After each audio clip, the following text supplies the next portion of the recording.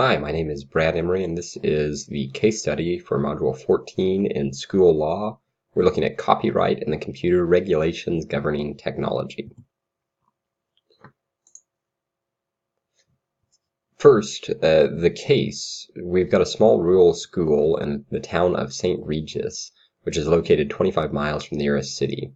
Our media specialist, Mrs. Lynn, is copying computer programs after purchasing individual licenses.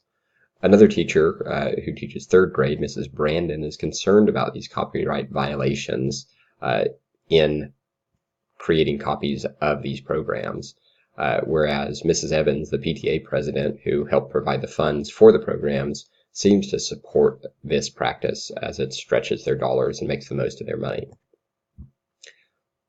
As far as direct harm, we don't see any at this point in time, though this situation will probably result in some dissension among teachers. There's already some tension between Mrs. Brandon and Mrs. Lynn in their disagreement in the way that this is being handled. As far as legal or ethical concerns, copying programs is a direct violation of the copyright and terms of agreement, and it's unclear whether this is a breach of contract for the school district, since we only know what's happening in this particular location and not the full district policies on the matter. Following up on exactly what happened, the media specialist copied computer programs to help extend instructional resources in spite of copyright laws, which were subsequently brought to her attention by the principal after a new teacher made him aware. So the people who are involved with this, as we mentioned, are Mrs. Lynn, other teachers, and the PTA members, who seem to accept the fact that copying programs is a prudent use of their money. They're couching this as, we only have a limited budget, we're a small school, nobody really cares anyways, they don't read those agreements, nobody's going to prosecute us for this, and we're doing what's best for our students. Whereas Mrs. Brandon, the new third grade teacher, Mr. Sample, the principal, they're concerned about the copyright laws and the ethical and legal implications of these actions. So the place where this is occurring, as we mentioned, is St. Regis. It's a rural town. It's 25 miles from a large city, which lends itself to more of a laissez-faire attitude about things like this. They tend to feel pulled out or distant from some of these concerns that you read about in the news, and based on what this case study has shown, it seems like, from Mrs. Lynn's perspective, nobody really cares about what's going on at this school, and so this won't be something that will legally affect them. The programs in this school, it's a K through 8 school. We send the high school students up to the city. The computer lab was acquired 3 years ago with help from the PTA and fundraising activities. Individual teachers choose to use the budgets given them by the PTA in the school to purchase programs for their classroom computers and for use by their students, whereas Mrs. Lynn is choosing to copy these programs on behalf of the teachers who came to her and requested this to share between the grades to make the best use of instructional resources. What's the problem with all this? Well, the likelihood the damage could come from the violation of copyright laws is slim in reality, but it's more of an ethical concern and wanting to cover our bases and operate the school in a way that lines up with the law and just best as ethical practices, as we're asking our kids to do the same. Everyone has stake in this, as far as parents, teachers, students, administration, because this is a concern that affects everyone, and they may not think that they have stake in it, but it's the parents' money, it's affecting the students' learning. The teachers are on the ground and either implementing or not implementing these procedures, and the administrators are the ones that have to deal with the consequences and make decisions on this matter.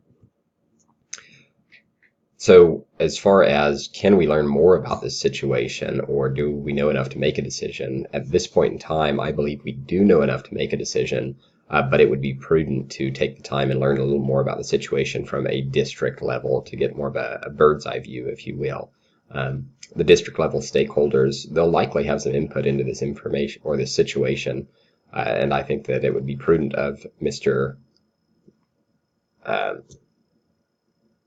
the principal to take some time and visit with the district office concerning the technology policies so that he has some higher authority and some backing in order to bring to Mrs. Lynn's attention as he's continuing to address this issue. So Mr. Sample should take the time and visit with his authorities or his higher-ups as well.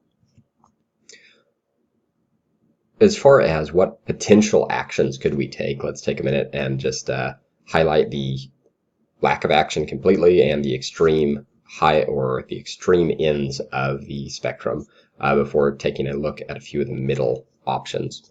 So as far as no action, we could allow Mrs. Lynn to continue copying the software and completely ignore Mrs. Brandon's concerns. On the other side of that spectrum, we could threaten Mrs. Lynn with termination of her employment if she doesn't immediately stop copying programs and collect the current copies that she has made. More moderate options would include some along the lines of consulting the district policies and pushing this out of your court, so to speak, referring the situation up the chain of command and letting your higher-ups deal with it. You could officially call halt to the current practices. You could tell Mrs. Lynn to stop and then kind of wink and hide your knowledge of the situation, turn a blind eye, and let her continue to use that money in a so-called prudent manner. So you are officially legally okay, but you're just turning a blind eye to what's actually happening in your school. Another option would be to stand on the ethical convictions and potential consequences of violating the copyright, and you can enforce your original wishes so that she does stop making these copies and collects those. And that would be perhaps the hardest option, but really that's the one we're going to focus on as we get farther along.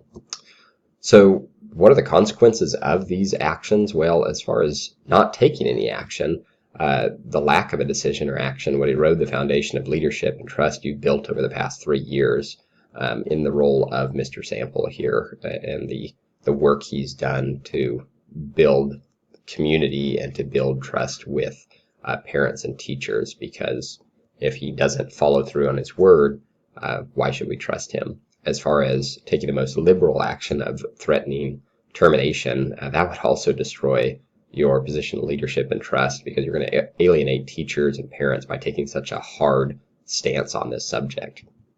So what are our more moderate options and the consequences of those? If you were to choose to give away the responsibilities and push this decision up the line into the district, you're also giving away your opportunity to lead. You're setting an example and a precedent where you no longer are taking control of the situation and leading and guiding your school in the way that they should go. If we just turn a blind eye to this, officially tell them, Mrs. Lynn and the other teachers, that we shouldn't continue copying these programs, please collect those, but then you turn a blind eye and don't do it, you're demonstrating a lack of ethical responsibility. Not only does that not suit a principal, you're setting yourself up for problems later down the line if you have something that you do want to enforce that is important. Teachers know that you kind of pick and choose what you enforce and what you don't from the district policy and from ethical and legal concerns, and so they might or might not follow your guidance in the future. As far as taking that hard line of standing by your original convictions, telling Mrs. Lynn to halt, explaining what's going on, you're going to end up with some frustrated teachers and parents, but hopefully they'll be able to be won back to your side through the way that you handle this. So let's take a minute and look at how would you handle this. I believe that as an administrator, it will be my responsibility to stand on the ethical convictions and potential consequences of violating copyright while working to maintain the support and cooperation of all stakeholders. That doesn't mean that they're always going to support you. It doesn't mean they're always going to agree with you. But I do believe that in walking the legal and ethical line, you can lose support temporarily and win that back through your character and your leadership. So what does that look like on a practical level in this situation? Well, I believe that the first thing the principal should do is take credit for the fault. So Mr. Sample should be the one to stand up and say, This is my responsibility. I did not make our expectations clear on the policies regarding technology use. I did not communicate to my teachers and my staff what is expected from a legal perspective and from an ethical perspective. And so he needs to stand up and in front of Mrs. Lynn first off, and then eventually in front of his body of staff, take credit for this. Then he's going to go through and he should explain the ethical rationale. So take time to explain why this is ethically an issue, even if legally we will probably never see consequences for copying this. And really the best ground that he has to stand on at this point is, are we setting a good example for our students? We want them to follow the ethical guidelines and to be good citizens. But if we're going to bend and flex our beliefs and morals for a situation like this, why shouldn't they do the same? Then it's worth bringing up the potential consequences as well. And again, be honest with your teachers and tell them this probably won't happen since we are a small district, but there are legal consequences for breaking copyright. And then reiterate to Mrs. Lynn that I, as Mr. Sample, the principal, will bear responsibility for this in our staff meeting and above and around all the teachers. So once again, this is where you say the unclear expectations from the principal's role led to this unauthorized use of technology, and it could create legal issues for the school. So at this point, after visiting with Mrs. Lynn, the next step would be to call a staff meeting and just explain the situation.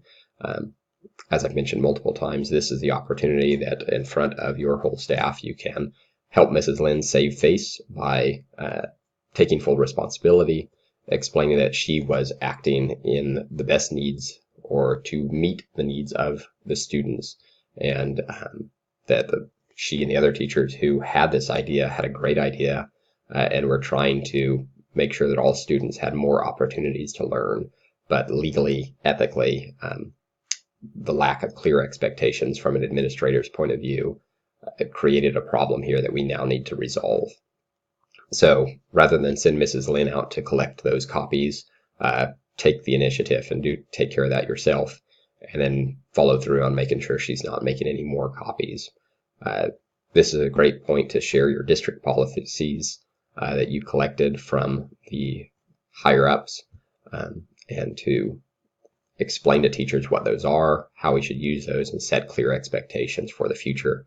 Warn them about the consequences, but make sure to avoid threatening, and then implement these policies immediately as an administrator so that teachers see you mean what you say. And the fact of the matter is, this will probably create some dissension. This will probably create some frustration among the teachers who are excited to use resources and who really see no ethical issue with using software in this way. But it's your job as the administrator to stand on the moral high ground and to make those hard decisions and bear the responsibility of that. And I believe that in doing so, you have the foundations for leadership in the future to set clear expectations for teachers to know that you mean what you say and you're going to do what you mean, and you do everything for the best of students and the teachers who are in your school. So thank you for your time and watching this case study, and that's the end.